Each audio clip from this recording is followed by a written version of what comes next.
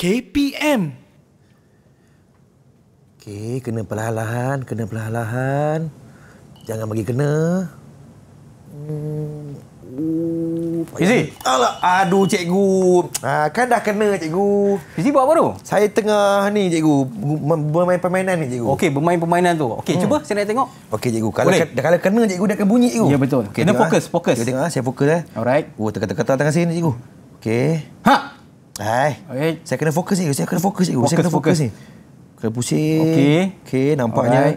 Alamak, dah bunyi. Kena lah cikgu. Berbunyi dah cikgu. Okey, sebelum tu saya nak tanya Fizi. Ya cikgu. Okey, secara asas je. Fizi tahu tak? Okey, produk ni bahan dia daripada apa? Saya rasa ni bahan daripada bahan terbuang ni cikgu. Bahan terbuang. Okey, untuk produk ni kita gunakan batang aiskrim dan ni juga batang aiskrim cikgu. Ya, ni batang aiskrim. Ni Okey. batang aiskrim dan juga kita menggunakan dawai daripada dawai-dawai yang terpakai lah. Dan produk ini okey, kita akan gunakan dalam sesi pembelajaran kita pada hari ini. Ya ke cikgu? Ya, betul. Weh, seronoknya. Okey, saya Fizi nak tahu. Fizi nak belajar tak? Nak cikgu. Okey, kita serah kepada Fizi. Fizi sambung main. Baik, jom kita kawan-kawan kita berkenalan dengan cikgu kita pada hari ini. Jom saksikan Profil Guru. Jom.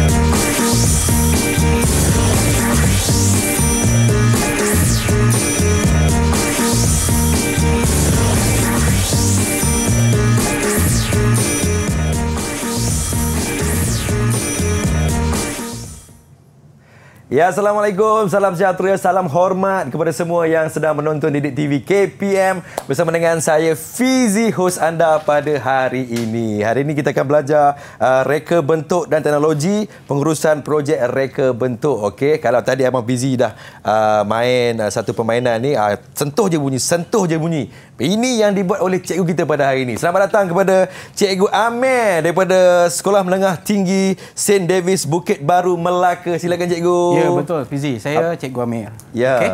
Handsome Cikgu Amir ni ya. Handsome. Okey, Fizi. Cikgu, macam mana perjalanan daripada Melaka datang ke sini cikgu? So, perjalanan saya daripada Melaka, saya terus bergerak ke rumah mentua saya dekat Rawang dan kemudian saya datang terus kat sini. Mentua orang sini? Ya, orang sini, orang Rawang. Alhamdulillah. Ya, jadi murid-murid Sekolah Menengah Tinggi St. Davis semua okey-okey cikgu ya? Okey, kalau ikut kan semua okey, berada dalam keadaan sihat sejahtera. Alhamdulillah. Okey cikgu, hari ini apa yang kita nak belajar cikgu tentang topik kita pada hari ini cikgu? Okey, untuk topik pembelajaran kita pada hari ini, yang pertama 2.2.1, okey, kita akan mentarifkan pengurusan projek reka bentuk. Yang kedua 2.1.2, kita akan menjana idea reka bentuk. Baik. Dan yang ketiga 2.1.3, kita akan mengenal pasti langkah pengurusan pelaksanaan projek. So kita akan belajar tiga perkara ataupun tiga objektif utama yang kita akan cuba kuasai pada hari ini, Fizi. Boleh? Okey, boleh cikgu. Boleh. Jadi kawan-kawan, kita rehat seketika. Okey. Kita kembali selepas ini di Didik TV KPM. Right, terbaik.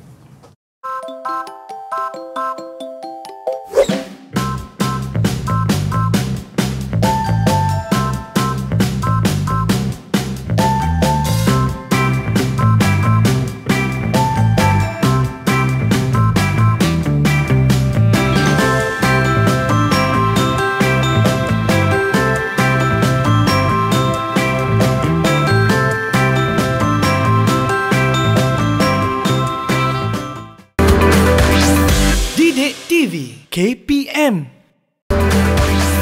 Didik TV KPM.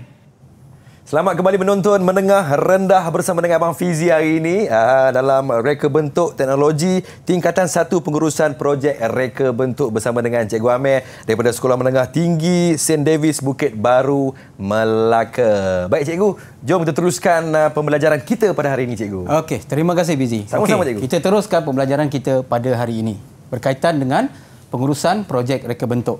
Okey, yang pertama, kita nak tahu dulu definisi. Apakah definisi? Apakah takrifan bagi pengurusan projek reka bentuk? Yang pertama adalah pengurusan projek reka bentuk merupakan aktiviti kerja. Aktiviti kerja yang melibatkan kepada 3 komponen yang utama. Yang pertama adalah skop kerja, yang kedua adalah tempoh masa dan yang ketiga adalah kos projek.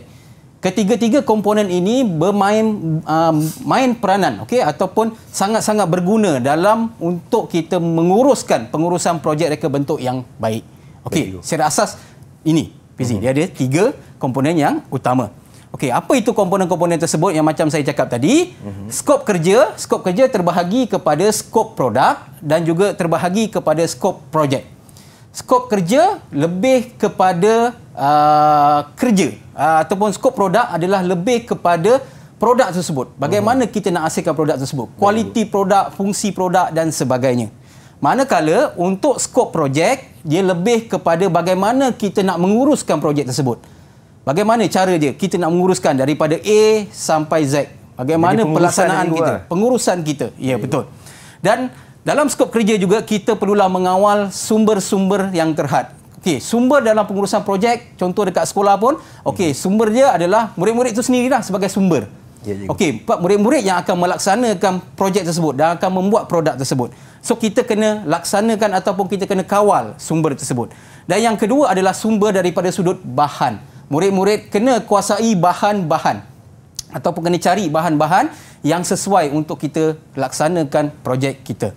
Okey, yang kedua adalah tempoh masa. Tempoh masa adalah masa untuk kita laksanakan projek kita. Kita perlu cekap.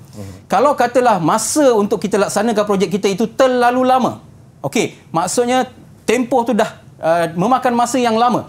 Itu menandakan bahawa kita tidak cekap dalam menguruskan masa untuk melaksanakan pengurusan projek kita. Faham, cikgu? Alright.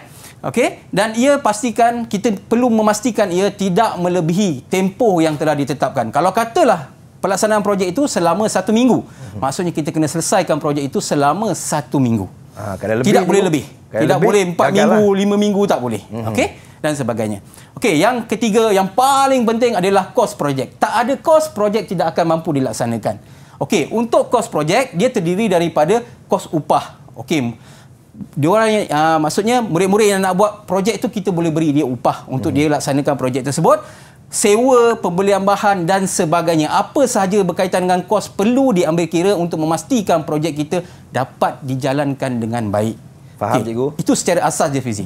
Okey, so kita seterusnya. Okey, bagi pengurusan projek yang baik, nak hasilkan pengurusan projek yang baik, kita perlu ada 5 perkara ini. Okey, untuk kita dapatkan pengurusan projek yang baik. Yang pertama, kita mesti merancang aktiviti projek kita. Rancang. Okey, kita pernah dengar ayat gagal dalam merancang, kita merancang untuk gagal. Pernah, cikgu? Pernah kan kita pernah dengar? So, kita perlu rancang mengikut tata cara yang betul. Okey, yang kedua, kita perlu menyediakan pelan atau lukisan reka bentuk.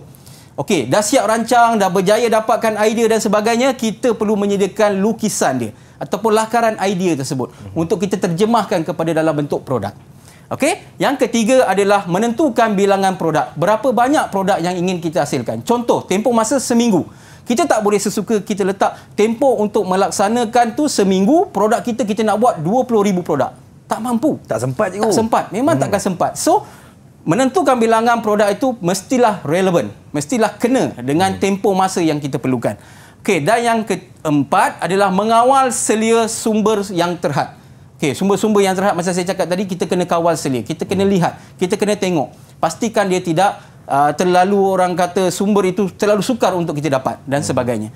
Dan last sekali, yang terakhir sekali adalah mengawal pelaksanaan. Kita pantau, kita lihat sama ada berjaya atau tidak projek itu dilaksanakan. Okey, itu daripada sudut pengurusan projek yang baik. Mesti ada 5 perkara ini. Faham, cikgu? Boleh.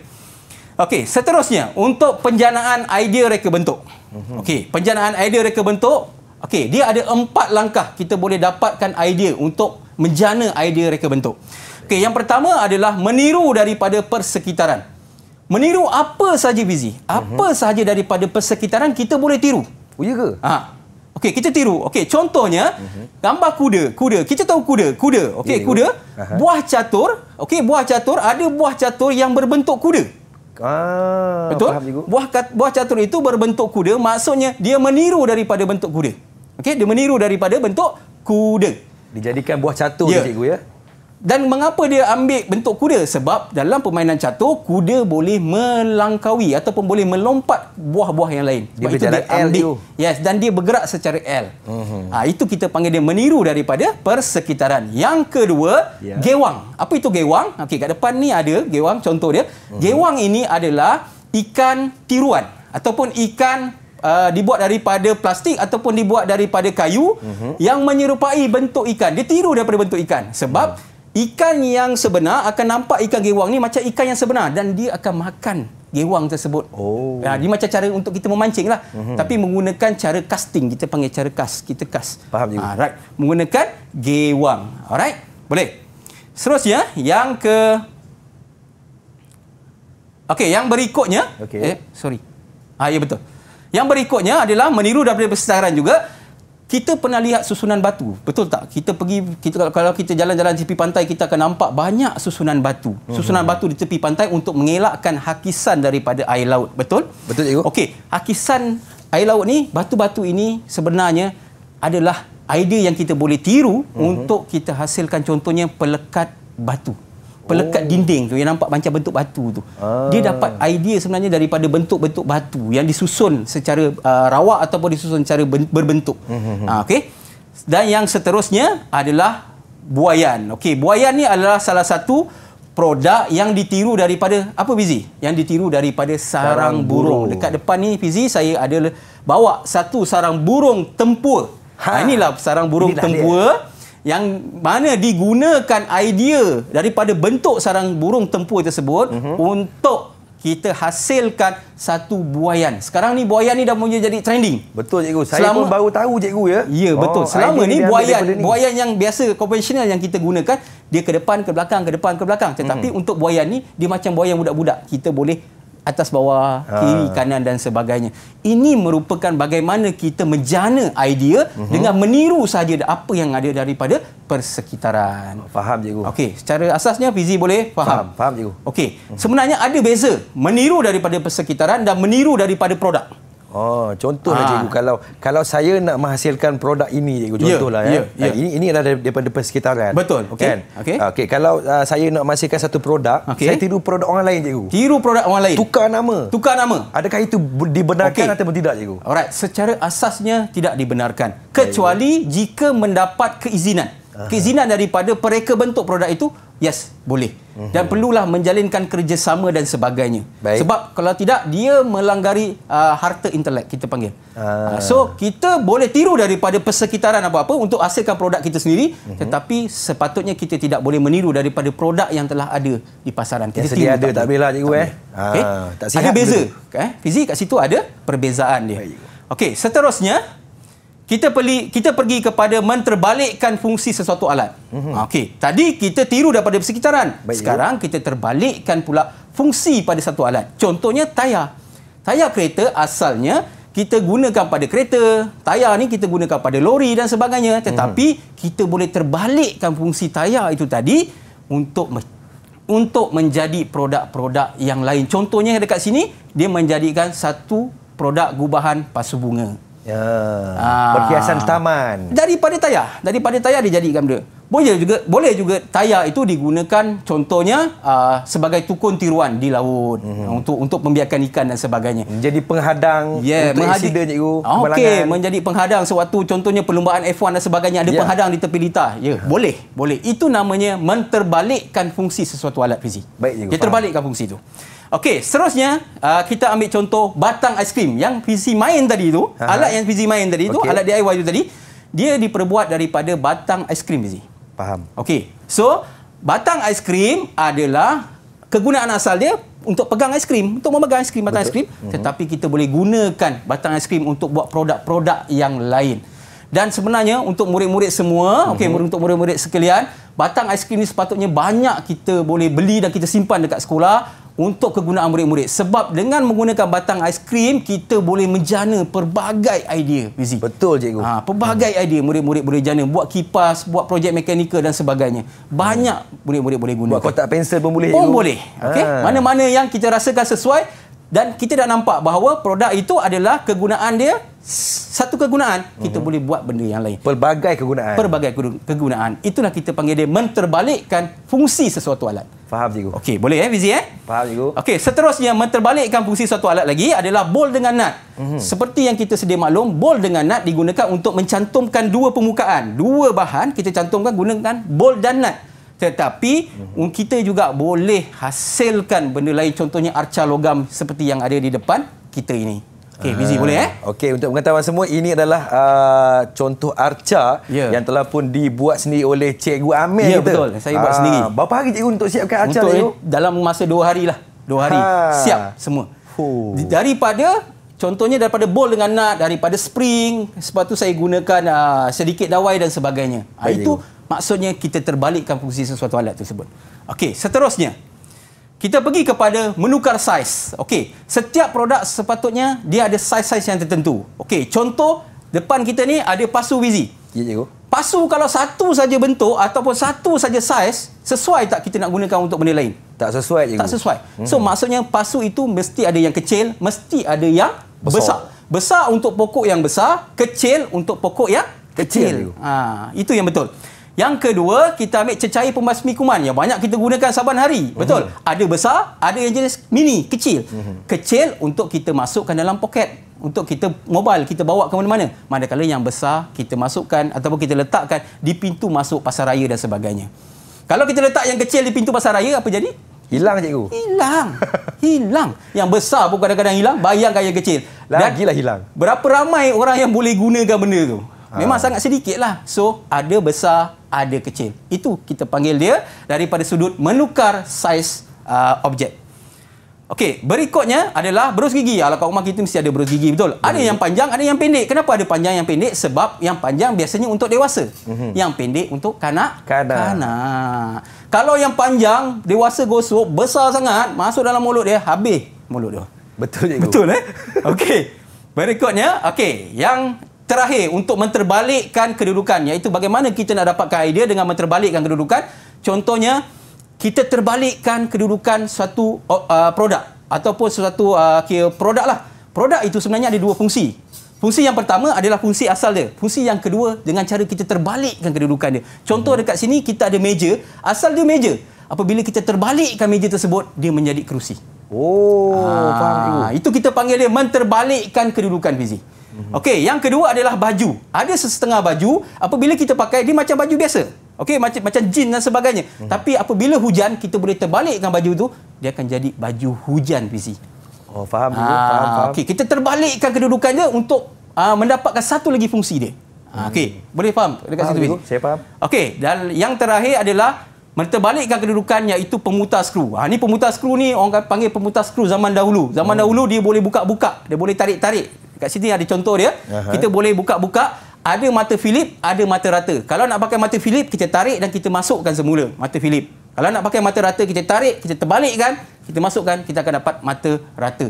Ini adalah contoh bagaimana untuk kita dapat idea untuk menjana idea reka bentuk.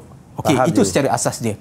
Boleh Fizi? Faham cikgu. Setakat ni boleh faham? Setakat ni saya sangat-sangat memahami cikgu. Sangat-sangat memahami. Kawan-kawan di rumah bagaimana? Faham? Okey. Kalau semua dah faham, Fizi dah faham, murid-murid semua dah faham, apa kata kita bermain dengan latihan pengukuhan? Untuk kita uji Fizi, sama ada Fizi faham atau tidak apa yang kita belajar pada hari ini. Baik cikgu. Okey, tadi saya dah cakap pengurusan projek reka bentuk terdiri daripada 3 aktiviti. Yang pertama, skop kerja. Yang kedua, tempoh masa. Yang ketiga, X. Alamak. Dia ada X Fizi. Dia ada X kat situ. Okey. Soalan satu. Soalan dia. Okey, gambar raja di atas menunjukkan komponen utama dalam pengurusan. Sira tiru mimik muka di bawah untuk mendapatkan jawapan bagi X. Kena tiru mimik muka. Okey. Kalau senyum, kos projek. Kalau masam, skop projek. Kalau terkejut, skop produk. Okey. So, secara asal je, Fizi rasa jawapan dia yang mana? Saya buat rasa muka. Apa tu? Okey, senyumlah tu. Senyum. Okey, senyum. So, itu adalah kos projek. Betul Fizi? Betul cikgu. Betul. Okey, so betul.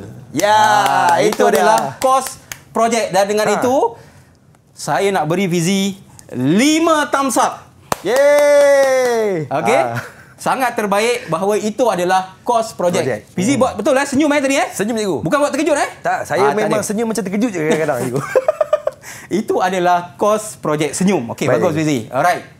Okey, seterusnya untuk soalan yang kedua Fizi. Okey, untuk latihan pengukuhan yang kedua. Baik. Okey, tadi saya dah ajar tentang bagaimana untuk menjana idea reka bentuk. Ada 4 kan Fizi saya dah ajar, betul? Ya. Okey, itu adalah gambar pokok kaktus Fizi. Ya, okey, cikgu. gambar pokok kaktus dan sebelah itu adalah contoh produk yang diambil, yang dibuat lebih kurang macam pokok kaktus. Macam Fizi pegang. Fizi cuba pegang. Ini. Produk ni kalau kita lihat hampir sama dengan pokok kaktus. Hampir sama Fizi. Ya cikgu. Tapi adakah dia pokok kaktus Fizi? Bukan. Pegang ada tajam tak? Tak ada. tajam. Tapi dia ambil hampir sama. Okey, sekarang saya nak tanya Fizi. Baik, untuk cikgu. soalan nombor 2. Berdasarkan kepada gambar rajah di atas, okey, namakan langkah penjanaan idea reka bentuk produk yang betul. Okey. A. Meniru daripada persekitaran. B. Menterbalikkan fungsi alat. C. Menukar saiz objek. Dan D. Menterbalikkan kedudukan. So, Fizi rasa dia yang mana daripada 4 kaedah penjanaan idea ni? Saya rasa A, cikgu. B, C, D. Saya rasa B tak betul. B C tak pun betul. B tak betul. Menterbalikkan fungsi. Menterbalikkan fungsi, okey. D menterbalikkan kedudukan pun salah. Saya Ya, rasa betul. A cikgu. Betul, A. Saya kunci A cikgu. Kunci A? Ya. Pasti? Pasti cikgu. Pasti? Meniru daripada persekitaran. Kenapa Fizi kata dia meniru daripada persekitaran? Sebab kalau kita lihat pokok kaktus tu, Okey. sama macam pokok kaktus Sama. yang saya pegang sekarang ni cikgu. Sama. Sama, Maksudnya dia ambil dari persekitaran, dia tiru dan Ya. kemudian menghasilkan satu produk. Ya. Betul Fizi? Betul cikgu. Betul? Betul. So, jawapannya adalah betul. Betul lagi. Dan Kawan-kawan. dengan itu saya Baik, cikgu. berikan Fizi 5 thumbs up. Alhamdulillah. Ini menandakan bahawa Fizi faham apa yang saya sampaikan pada hari ini. Ya. Untuk segmen kita yang kedua ini. Okey, so secara asas dia Fizi, Baik, cikgu. macam kalau kita lihat pada pokok kaktus tu, dia ambil daripada persekitaran dan pokok kaktus ni sebenarnya dia tumbuh kat tepi rumah saya aja Fizi. Saya ambil gambar dan saya jumpa produk ini dekat satu kedai. Saya jumpa dan saya beli. Saya kata, oh dia tirulah Fizi, dia ambil daripada pokok kaktus jadi kepada produk tersebut. Dan produk ni kita biasanya nak letak apa Fizi dalam tu? Saya rasa boleh tak pen dalam ni cikgu. Pandai Fizi. Sama dalam ni kita letak pen dan itulah bagaimana untuk kita menjana Fizi idea reka bentuk dan murid-murid sebenarnya daripada 4 langkah-langkah yang saya terangkan sebentar tadi, semua murid-murid sebenarnya boleh dapat idea. Okey, boleh apabila datang ke sekolah nanti belajar tajuk pengurusan projek reka bentuk ni, boleh dapat idea bagaimana untuk menghasilkan produk-produk berdasarkan projek reka bentuk yang tertentu. Baik, kita akan bersama-sama dengan Cikgu Amel lagi selepas ini. Memang topik yang sangat menarik. Kita rehat seketika. Kita kembali selepas ini di Didik TV KPM. Ya, terbaik.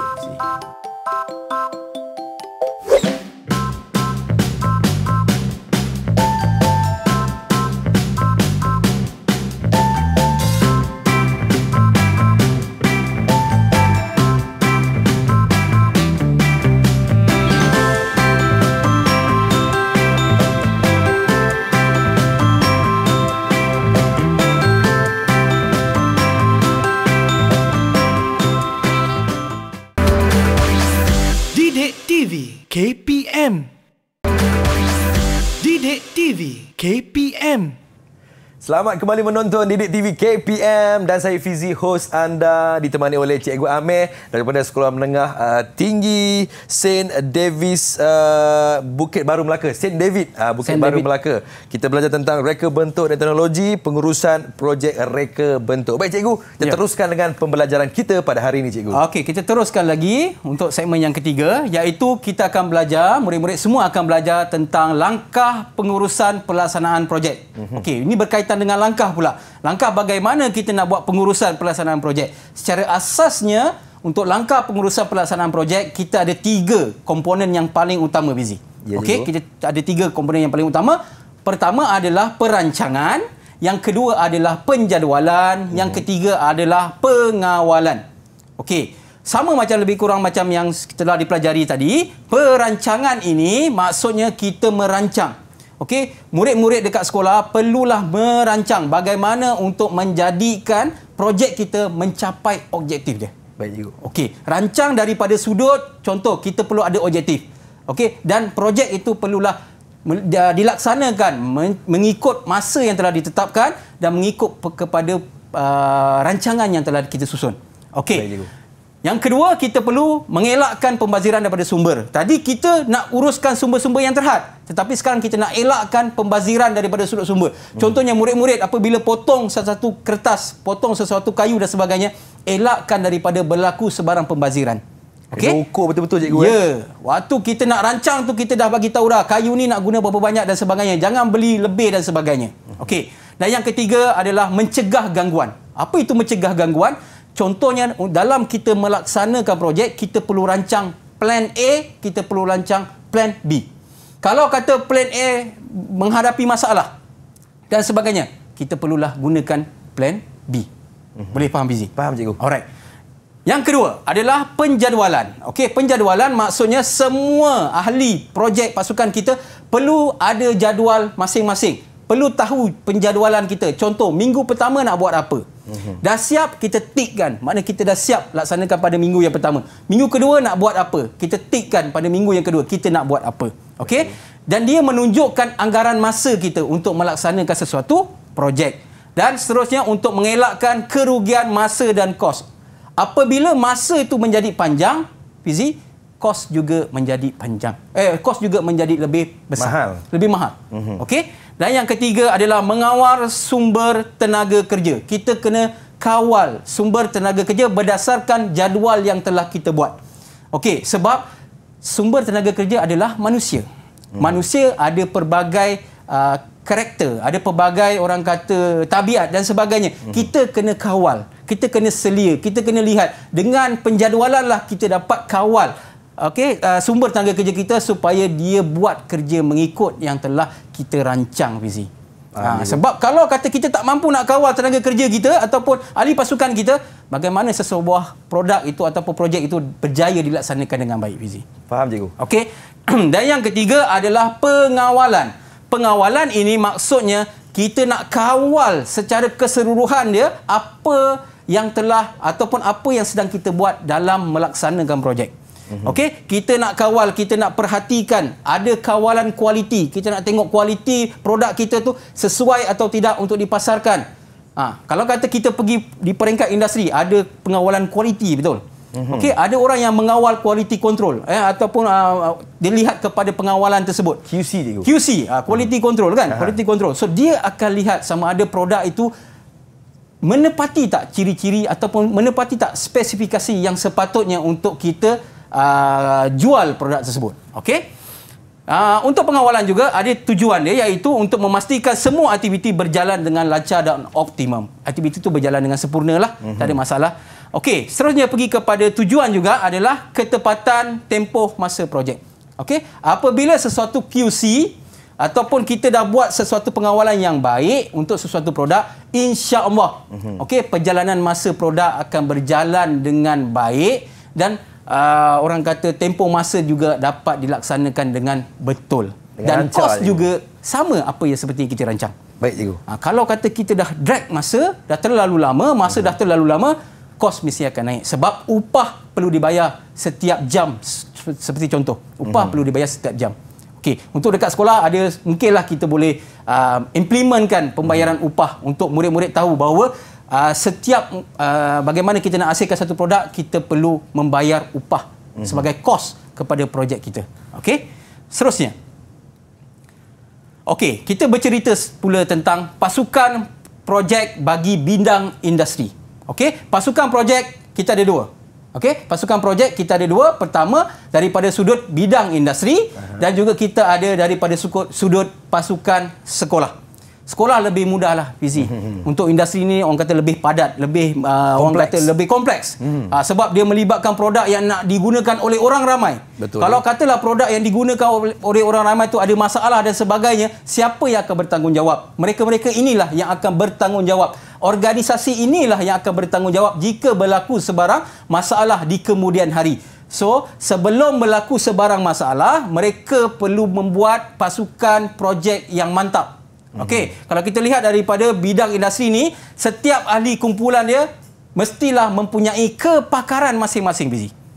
Tak tak boleh sesuka hati orang yang tak ada kepakaran kita ambil sebagai ahli dan kemudian kita bayar gaji dia dan dia duduk dalam organisasi kita ni. Tiba-tiba dia kena buat, contohnya kena buat kawalan kualiti, tapi dia tak ada pengalaman dalam kawalan kualiti. Tak ada pengalaman langsung. So, kita takut apabila tiada pengawalan kualiti kepada produk kita tidak mengikuti spesifikasi yang sepatutnya. Tidak menepati piawaian dia.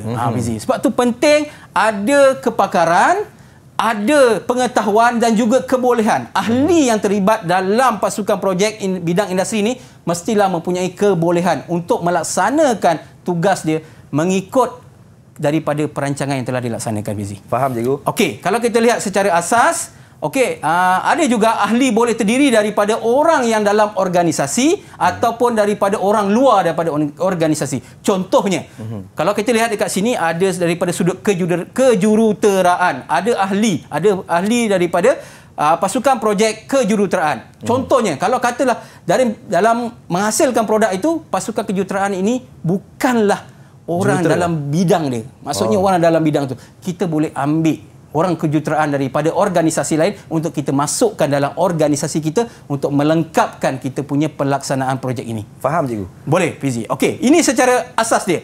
Pertama adalah pengurus eksekutif. Dia akan uruskanlah berkaitan dengan pengurusan dan sebagainya. Lepas tu kita ada pengurus projek, orang yang nombor 2 yang paling penting untuk memastikan projek itu berjalan dengan sempurna. Lepas tu ada orang daripada sudut pengeluaran. Pengeluaran ni biasanya operator pengeluaran dan sebagainya. Okey. Lepas tu ada bidang kejuruteraan, engineer yang akan susun. Okey, memastikan projek itu mengikut spek yang sepatutnya. Lepas tu kita ada perakaunan, kita ada penyelidikan dan pembangunan. Penyelidikan dan pembangunan ni kita panggil dia R&D, Research and Development.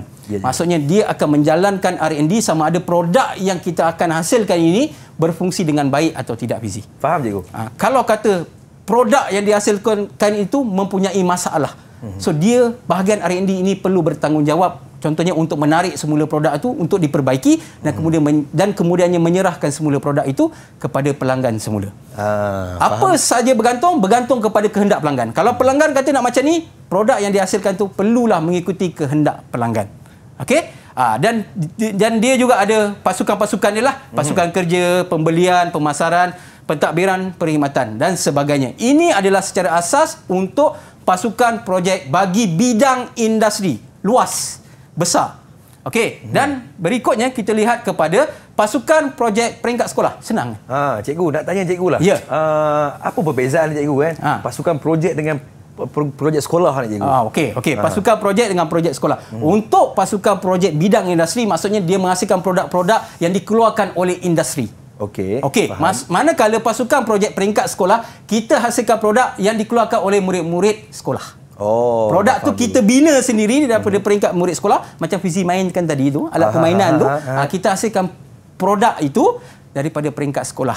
Faham, cikgu? Dan tapi Fizi kena faham, di sekolah tak ada mesin-mesin yang hebat. Okey, maksudnya dia menggunakan bahan-bahan yang lebih mudah. Contohnya batang aiskrim, dia menggunakan dawai, bol dengan nut, spring dan sebagainya. Bahan-bahan yang mudah untuk diperolehi. Ya, cikgu. Okey, berbanding dengan bidang industri. Industri dia banyak mesin, banyak teknologi dan sebagainya. Berbeza di antara industri dengan sekolah. Sebab tu saya tunjukkan kedua-duanya sekali, Fizi. Baik, cikgu. Okey, untuk peringkat sekolah, dia ada pengurus projek. Pengurus projek ni murid-murid ke guru, Fizi? Pengurus projek saya rasa guru, cikgu. Guru, ya ke guru? Guru lah, cikgu. Secara asalnya pengurus projek itu guru. Sepatutnya seseorang guru patutnya kita serahkan pengurusan projek itu kepada pengurus projek itu kepada murid yang kita rasa ada kebolehan. Layak untuk dia pegang sesebuah projek tersebut. Okey, kita bagi pada murid yang layak. Yang kedua, kita ada setiausaha. Setiausaha dia akan membuat kertas kerja dan sebagainya lah. Apa yang sesuai. Guru akan pantau kertas kerja tersebut sama ada projek itu boleh dilaksanakan atau tidak boleh dilaksanakan. Yang berikutnya adalah, yang ketiga adalah bendahari. Bendahari ni berkaitan dengan apa, Fizi? Agak-agak. Duit, cikgu. Ya, bendahari berkaitan dengan kos. Dia akan menyimpan segala resit-resit pembelian, dia akan mengeluarkan duit masuk, duit keluar dan sebagainya. Bendahari lah punya fungsi yang akan melaksanakan kerja tersebut. Faham. Yang keempat adalah pereka bentuk. Dia akan mereka bentuk dan dia akan menjadi, orang kata menjana idea. Bagaimana dia nak jana idea tadi? Kita dah belajar tadi, sebentar tadi. Faham, cikgu. So, pereka bentuk akan melakar, mereka bentuk produk tersebut supaya ia menepati kepada kehendak pelanggan. Pelanggan ni boleh terdiri daripada sesiapa saja. Guru ke, masyarakat ke, sebagainya. Maksudnya kita lantik satu pasukan, pelanggannya contohnya saya sebagai guru, saya nak buat satu produk macam ni, you boleh buat, you hasilkan, kamu murid-murid semua perlu hasilkan satu pasukan projek peringkat sekolah. Faham cikgu? Okey, dan yang terakhir adalah pembangun mock-up ataupun model. Selepas semuanya selesai, perlu ada satu individu, ahli pasukan untuk membangunkan mock-up ataupun model. Apa itu model? Apa itu mock-up? Maksudnya menghasilkan satu produk yang hampir sempurna. Sama ada dia separa berfungsi ataupun berfungsi sepenuhnya. Faham, okey, untuk kita tunjukkan kepada pelanggan. Pelanggan setuju tak dengan produk tersebut? Sama ada pelanggan setuju tak setuju. Kalau kata pelanggan tidak berapa setuju, so kita kena ubah sedikit. Kena ada R&D tu cikgu ya? R&D tu. Okey. Boleh Fizi Faham cikgu?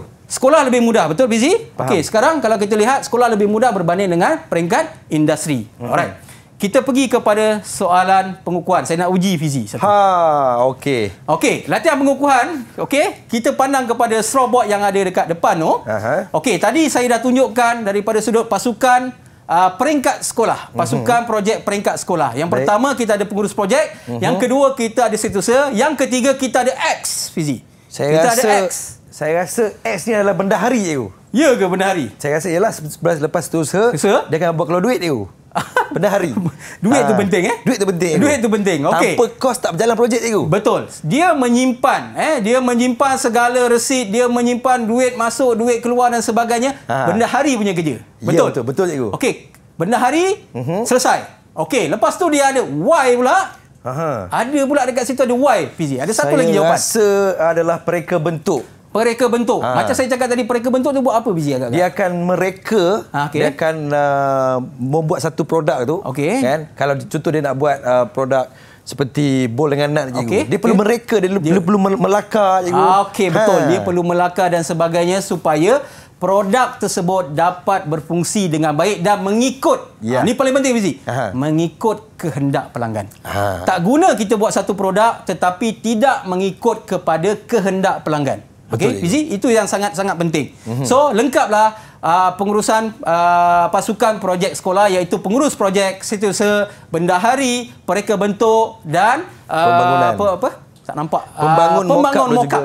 Okey, pembangun mock-up ataupun pembangun kepada model tersebut. Ya. Itulah rangkuman dia. Okey, berkaitan dengan tajuk kita pada hari ini, Fizi. Baik, kita rehat seketika. Kita kembali selepas ini di Didik TV KPM.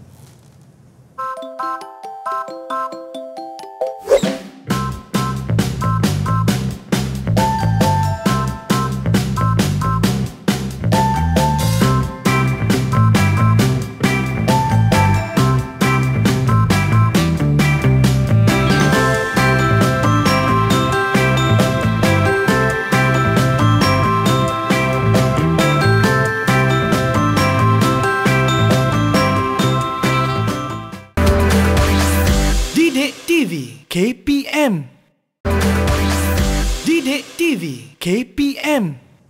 Kembali menonton Didik TV KPM bersama dengan saya Fizi, ditemani oleh Cikgu Amir daripada SMK Tinggi St. David Bukit Baru, Melaka. Hari ini kita belajar tentang reka bentuk dan teknologi pengurusan projek reka bentuk. Baik cikgu, boleh tak cikgu bagi satu tips kepada semua murid-murid kita yang sedang menonton Didik TV ini tentang projek reka bentuk kita pada hari ini cikgu? Okey, sebagai tips daripada saya lah, bagaimana untuk kita hasilkan satu produk yang baik bergantung kepada tips dia bergantung kepada pasukan projek yang kita bina. Okey, macam kita lihat tadi, pasukan projek yang kita bina mestilah melibatkan pengurus projek yang boleh kita percayai dekat sekolah. Cikgu-cikgu sebenarnya dah boleh menilai murid-murid dia. Tengok mana murid-murid yang berkebolehan, murid-murid yang ada sedikit pengalaman berkaitan dengan projek tersebut. Kita boleh ambil murid-murid ini sebagai seorang pengurus projek. Baik, cikgu. Tips dia adalah kita pilih murid-murid yang berkualiti. Okey, untuk kita hasilkan kita punya pengurusan projek. Mana murid-murid yang biasa-biasa saja, kita boleh letakkan dia di peringkat yang lebih bawah lah. Okey, sebab ketua tu yang memainkan peranan yang sangat penting, Fizi. Kalau kata ketua itu tidak bergerak sewaktu kita melaksanakan pengurusan projek dan sebagainya, projek tidak akan berjalan, Fizi. Tak bergerak lah. Tak bergerak. Okey, pastikan pemilihannya adalah pemilihan yang betul. Dan murid-murid yang dapat amanah, okey, untuk terdiri daripada pasukan projek sekolah perlulah melaksanakan projek tersebut dengan baik. Okey, itu saya punya tips. Okey, yang untuk bagaimana kita menghasilkan produk reka bentuk. Baik cikgu, kesimpulan hari ini tentang reka bentuk dan teknologi pengurusan projek reka bentuk pada hari ini cikgu. Silakan cikgu. Secara asas je kita rumuskan balik apa yang telah kita pelajari pada hari ini. Okey, yang pertama tadi kita dah tahu bagaimana untuk kita mendefinisikan mendefinisikan atau mentakrifkan pengurusan projek, iaitu terdiri daripada 3 aktiviti yang utama. Okey, 3 aktiviti iaitu ingat tak Fizi? Skop. Skop apa? Skop kerja. Okey, kita ada skop kerja, kita ada tempoh masa, kita ada kos projek. Betul cikgu. Okey, 3 tu sangat penting yang perlu kita tahu. Yang kedua adalah kita dah belajar tentang 4 cara ataupun 4 langkah-langkah untuk kita membina ataupun mencari idea bagaimana kita nak membina sesuatu projek tersebut. Contoh-contoh dia seperti yang ada kat depan ni. Kita dah ulas satu persatu Fizi. Bagaimana untuk kita dapatkan idea. Walaupun dengan cara kita meniru daripada persekitaran sekalipun. Okey, untuk mendapatkan idea kita boleh tiru saja apa daripada persekitaran untuk kita dapatkan idea. Tetapi janganlah Fizi janganlah kita meniru produk orang lain. Tak boleh. Jangan. Kita bukan tiru produk, kita tiru apa yang ada di persekitaran kita. Baik cikgu. Okey, berbeza dengan meniru produk. Okey, dan kita boleh menterbalikkan sesuatu fungsi produk. Produk tu dah ada fungsi dia, kita boleh terbalikkan fungsi dia yang lain. Okey. Yang ketiga, kita boleh mengubahkan dia punya kedudukan. Macam saya cakap tadi, kita boleh ubah kedudukan dan sebagainya. Dan yang keempat adalah untuk kita punya saiz, perbezaan saiz. Untuk satu produk, ada saiz yang kecil, ada saiz yang besar. Fizi cuba bayangkan. Jika kita buat satu kasut, kasut itu hanya satu saja saiz. Oh, payah cikgu nak pakai satu je saiz. Anak kita macam mana? Betul. Anak kita nak pakai kasut macam mana? Takkan anak kita nak pakai kasut yang besar dan sebagainya. So, kasut juga merupakan produk yang memerlukan saiz yang berbeza. Itu bagaimana kita nak jana idea. Dan kasut juga, ada juga orang buat kasut yang kecil, diletakkan sebagai kitchen dekat beg. Fizi pernah jumpa? Pernah perasan? Itu juga merupakan idea. Dia kecilkan lagi kasut tu yang kecil, dia kecilkan lagi untuk sebagai perhiasan. Jadi pelbagai guna lah cikgu. Yes, dia memperbagaikan guna benda tu Fizi. Okey, dan yang terakhir kita belajar tentang langkah pelaksanaan projek. Okey, kita ada daripada sudut pasukan projek industri dan juga pasukan projek di peringkat sekolah. Kalau kita secara asas dia, kita nampak industri itu lebih luas. Kenapa lebih luas? Sebab dia ada pekerja-pekerja mahir, separuh mahir dan sebagainya. Tetapi untuk peringkat sekolah, dia lebih kecil. Kenapa lebih kecil? Sebab murid-murid tidak semuanya mahir dalam satu-satu bidang. Jika ada murid yang kita nampak berkebolehan dan sesuai untuk melaksanakan produk tersebut, maka kita boleh lantik murid-murid tersebut menganggotai pasukan projek sekolah. Okey, untuk mendapatkan ataupun menghasilkan sesuatu produk yang boleh digunakan sama ada pada waktu itu ataupun produk tersebut boleh digunakan pada waktu pada masa hadapan ataupun produk itu boleh digunakan oleh masyarakat. Mana tahu? Kadang-kadang murid-murid idea pelbagai kreatif dan produk itu boleh digunakan sampai bila-bila dan sebagainya. Kita tak tahu Fizi. Yang paling penting sekali apa yang cikgu cakap tadi, lantiklah orang di tempat yang sepatutnya. Betul. Barulah perancangan tu berjalan dengan lancar Fizi. Baik, cikgu. Mungkin kawan-kawan saya ni yang sedang menonton Didik TV KPM, yang mungkin ada yang terlepas program kita ni cikgu, mungkin nak buat rujukan balik, boleh rujuk kat mana tu cikgu? Okey, untuk mendapatkan rujukan, untuk mendapatkan soalan-soalan, untuk mendapatkan nota-nota yang lebih sesuai, okey, murid-murid semua boleh melayari laman web sumberku KPM untuk mendapatkan bahan-bahan yang sesuai ataupun mendapatkan soalan-soalan yang sesuai supaya setiap murid-murid tidak tertinggal apabila melaksanakan pembelajaran. Tidak kiralah walaupun murid-murid semua akan belajar di rumah, PDPR dan sebagainya, murid-murid boleh melayari sumberku untuk mendapatkan bahan-bahan supaya tak ada murid yang tercicir, tak ada murid yang tertinggal. Semua dapat pembelajaran yang sepatutnya sama ada di rumah ataupun di sekolah Fizi. Baik, terima kasih kepada Cikgu Amir Al-Arif Mustafa Al-Bakri daripada Sekolah Menengah Kebangsaan Tinggi St. David Bukit Baru Melaka pada hari ini. Jadi cikgu, macam mana penilaian saya pada hari ini cikgu? Saya rasa Fizi memang sangat terbaik. Okey cikgu. Sebab Fizi dapat faham apa yang telah saya sampaikan dan Fizi boleh lihat penjanaan idea. Saya nampaklah Fizi mula boleh menjana idea-idea yang cuba Fizi lihat kepada produk-produk yang ada tu, dan Fizi dapat sedikit orang kata input lah apa Betul, yang cikgu. telah saya pelajari pada hari ini, Fizi. Terima kasih cikgu kerana sudi bersama-sama kita pada hari ini. Jadi gunakan apa ilmu yang cikgu ajar ni, kita boleh aplikasikan dalam kehidupan kita. Jaga diri baik-baik, teruskan menonton Didik TV KPM. Assalamualaikum, jumpa lagi. Bye-bye.